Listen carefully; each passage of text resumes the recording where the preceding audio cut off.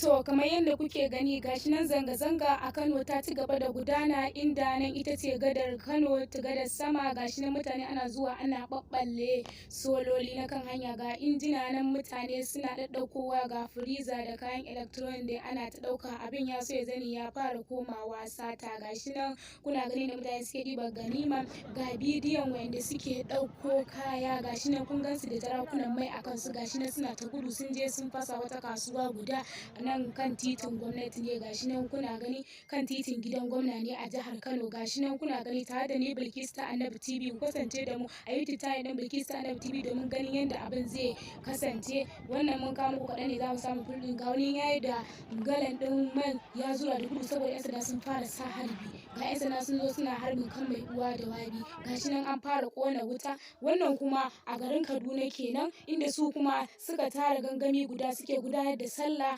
domin addu'ar Allah Ubangiji ya kawo ƙarshen wannan al'amari. Ga wani bawan Allah ne shi ma ya fito ya nuna rashin dacewa da amincewar wannan tsadar rayuwa da muke ciki. Wannan garin Kaduna kenan, shi ma gashi nan kuma garin Lagos.